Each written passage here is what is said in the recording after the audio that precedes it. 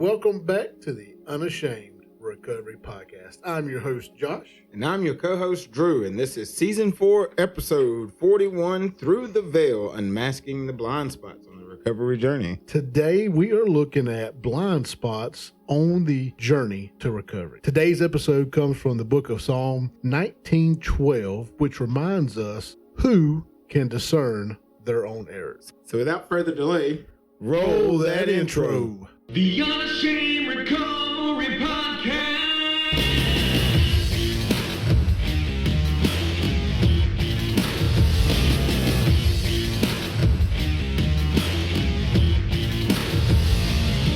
The Unashamed Recovery Podcast with Josh and Drew starts now. Here at Unashamed Recovery, we believe there is healing in the story of our scars and that it is okay to not be okay. It is our mission to break the shame and stigma of addiction and recovery by sharing real stories of real people in real recovery that are doing real sobriety. And when we're not sharing those real stories, we like to bring you recovery topics straight from a biblical perspective. Just like today's episode, just like our previous episode, we're taking a look at a familiar recovery topic and we're looking at it from another angle. Today, we're looking at blind spots in our recovery. So basically, Josh, what blind spots would you have to look out for in your recovery? For me, a lot of my blind spots are in the areas of where I get too busy. Like when I get too busy, I tend to start slacking, and like I usually can't see it until I'm right in the middle of it, like it's too late. Right.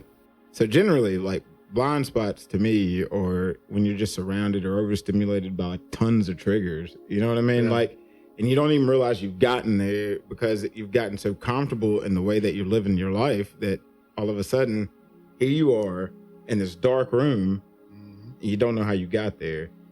So how do we avoid that? How do we start avoiding some of these blind spots that we find ourselves in, or these blind areas? And well, that's what we're talking about today. We're going to take a deep dive into this concept of blind spots in our recovery.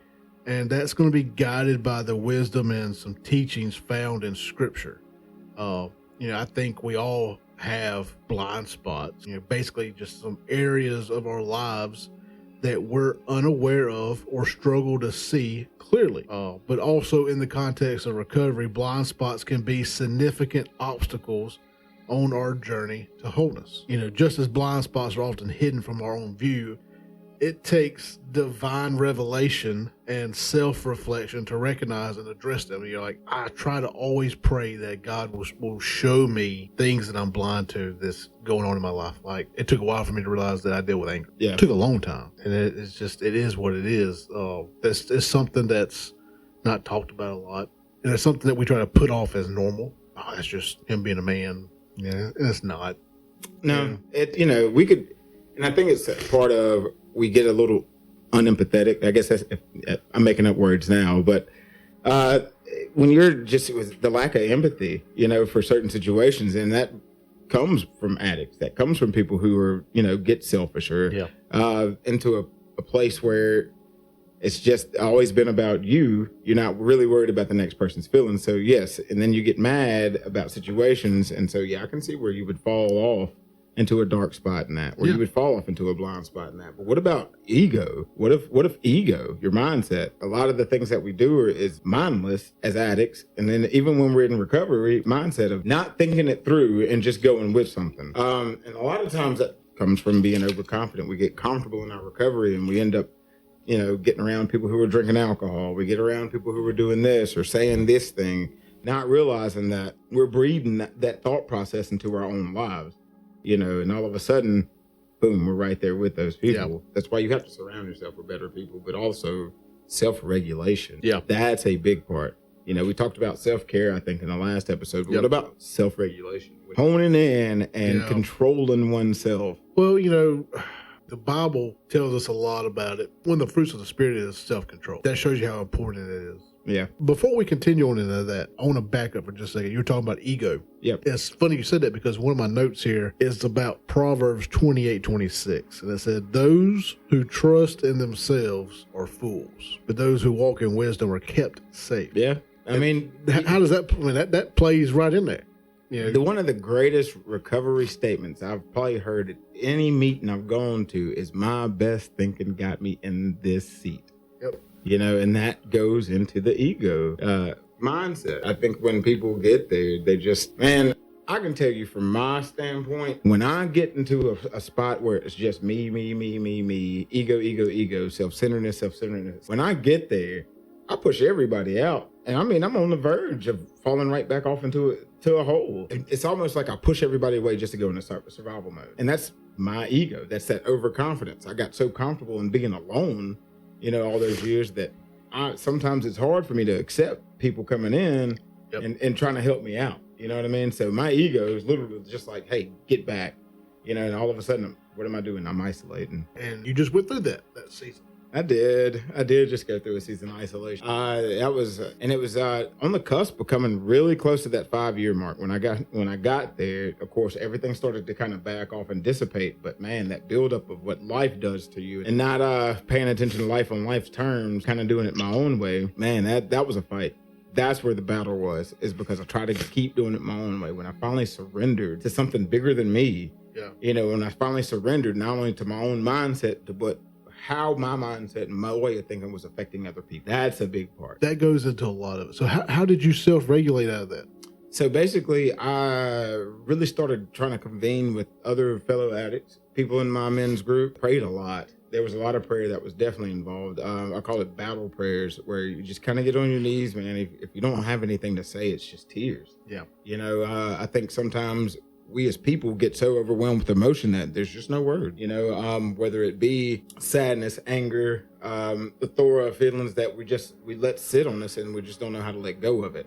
And that's a big part of a blind spot, resentments and not letting go of things. I think holding on to that becomes like a cancer.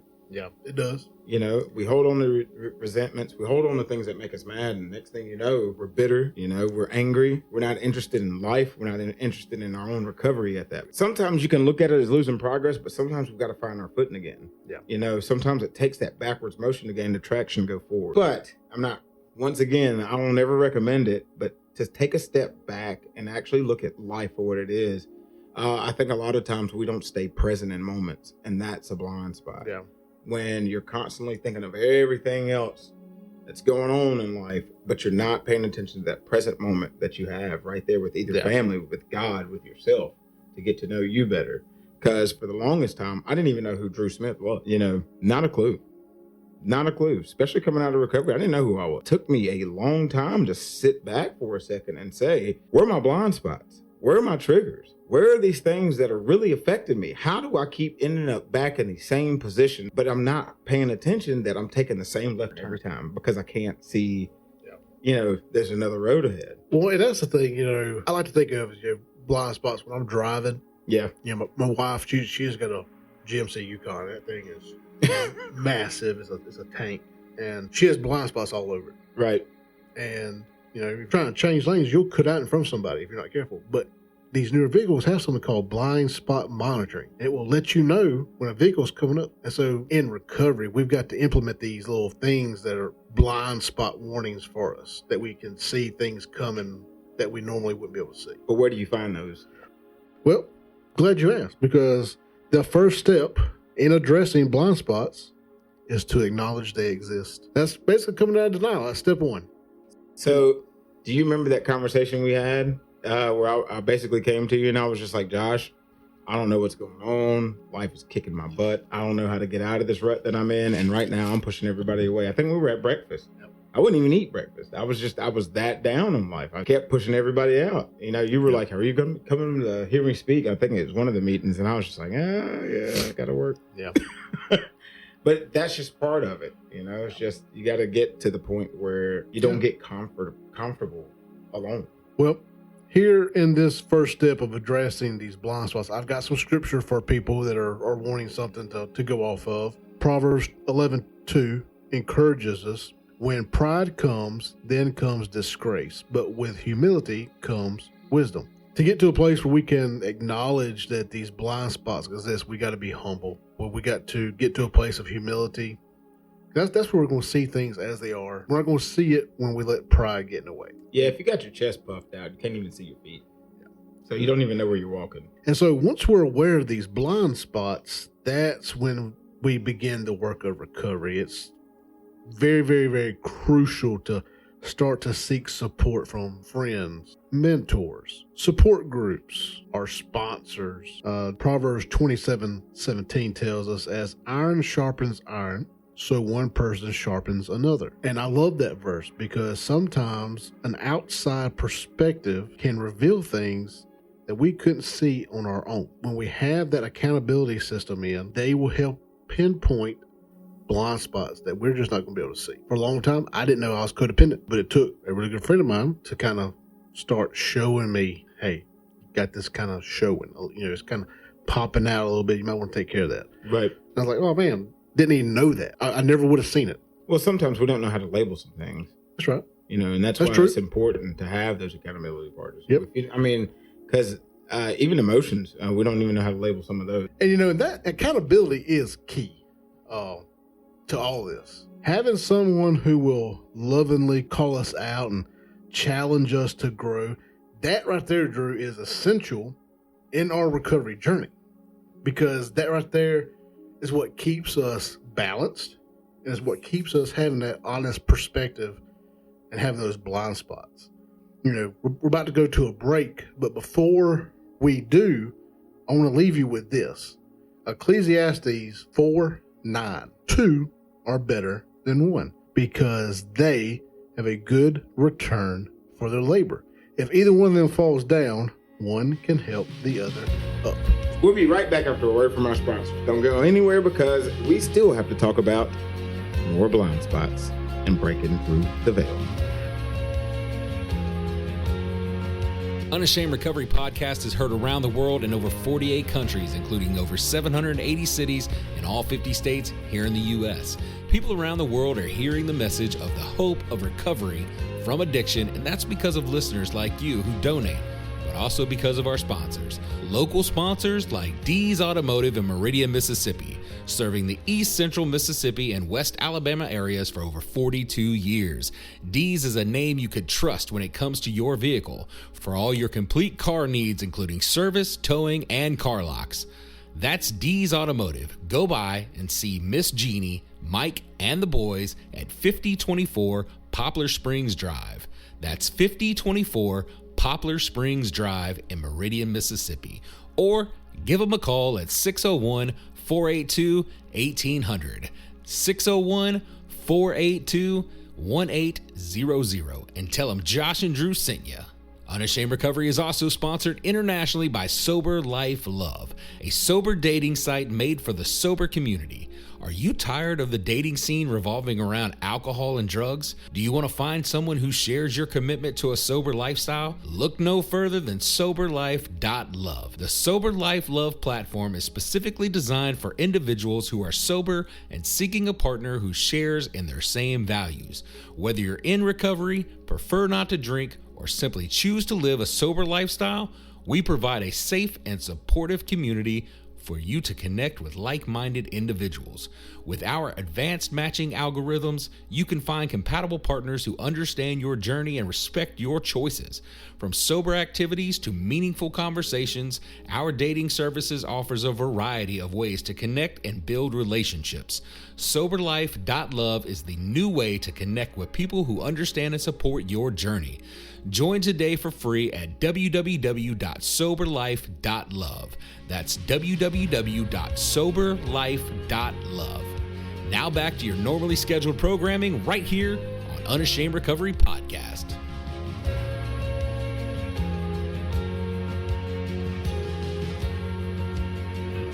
Another important aspect of addressing blind spots is self-reflection, taking time to examine our thoughts, emotions, behaviors.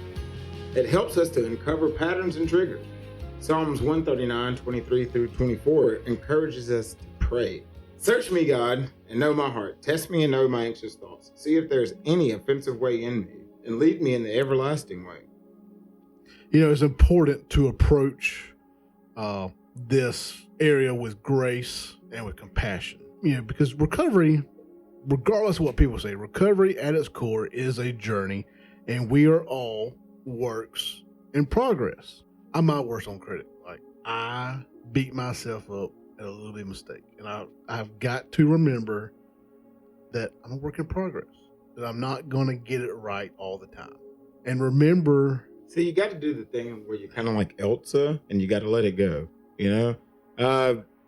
When we hold on to all these negative things about ourselves, all of a sudden we start breeding negativity to other people. And once again, just like we were talking about earlier, you're in a dark place, you know? So let it go. That's right. Let the resentment go. Let the mistake go. Let the shame go. That's what this podcast is about. Breaking the shame and stigma of addiction. Breaking these curses that we put on ourselves. Because if you think about it, we're just putting these words out there against our own self, against our own mindset. Yep. You know, we call ourselves failure, you know, over a tiny mistake. You think God thinks the same thing? Because if that was the case, my goodness, yep. Why am I still walking this earth right now? That's right. So if he deems me worthy, why do I feel like I'm better than him and can judge myself better than he can?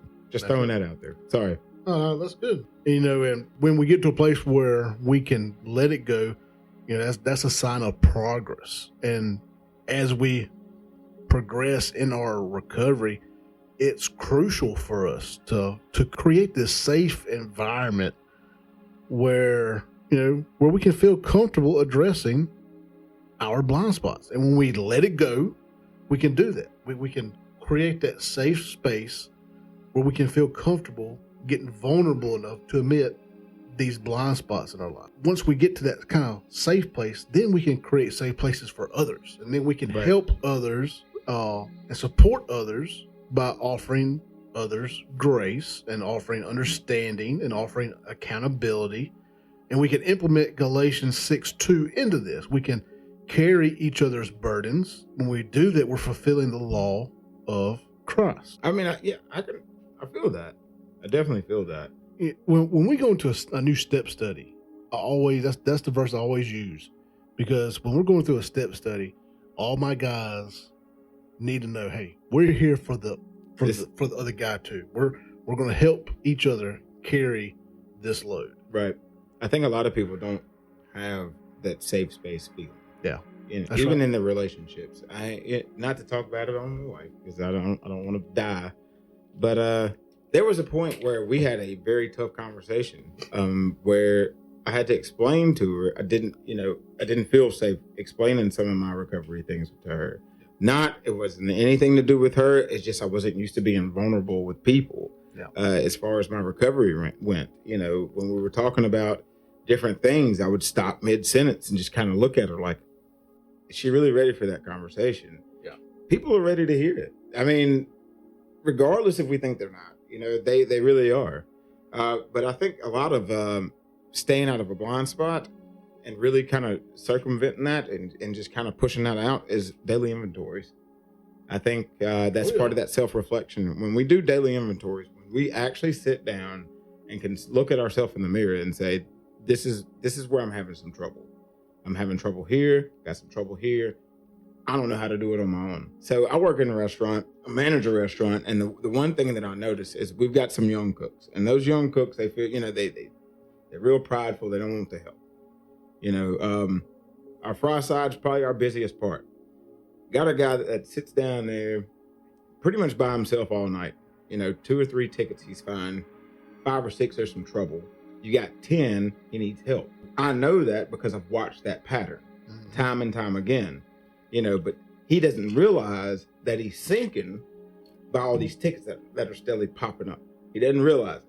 You know, and you're like, hey, you need some help? No, man, I don't need any help. You sure you don't need any help? No, man, I don't need any help. I can see it from the outside. But for him, he's in that moment. Yeah. And he's just running a circle.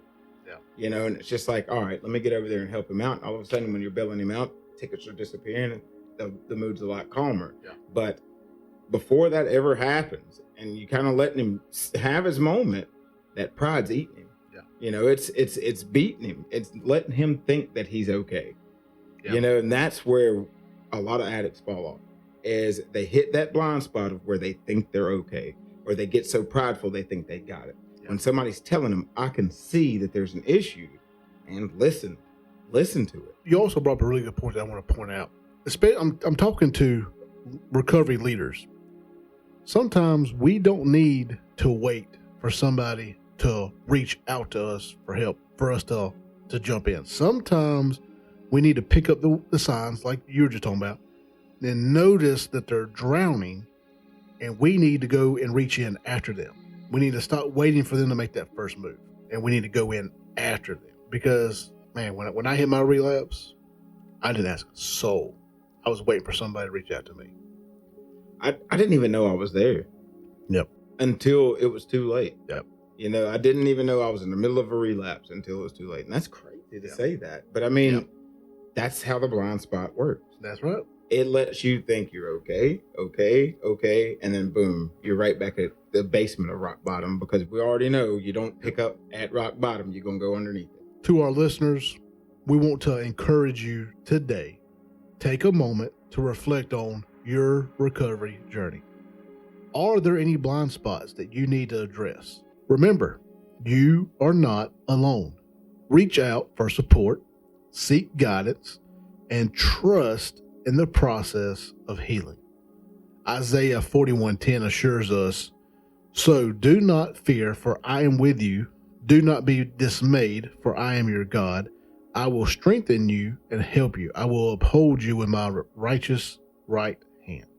Recovery is possible, and freedom awaits on the other side of our blind spots. As we wrap up today's episode, let's remember that God's grace is bigger than any blind spot we may have. Keep pressing forward and stay unashamed on your recovery journey. Love you guys. Thank you for tuning in to today's episode of Unashamed Recovery Podcast. I hope that you have found it helpful, and I hope you have found it encouraging. Are you hungry for more recovery content? Well, go visit our brand new website, unashamedrecovery.com. And there you're going to find more recovery content, as well as our new sobriety and recovery themed blogs to take you deeper into your sobriety and your recovery journeys. And that's where you'll also find all the links to our social media. There you can donate to the show to help us reach more people still lost in the darkness of addiction. And there you can also check out some of our partners like Take 12 Recovery Radio, Recovery Podcast Network. And there's a lot of other great recovery podcasts a part of that network, and you can find them on our partners page on the website. And don't forget, every Sunday we are releasing brand new episodes of the Recovery Minute, and those are just short, encouraging biblical words to help keep you going strong in your daily recovery journey. And that's all for this episode. Until next time, keep embracing your journey, anchored in the hope of Romans 12:12. Be joyful in hope, patient in affliction, faithful in prayer. And remember to stay sober, and above all else, keep on 12-stepping as you stay unashamed. We love y'all.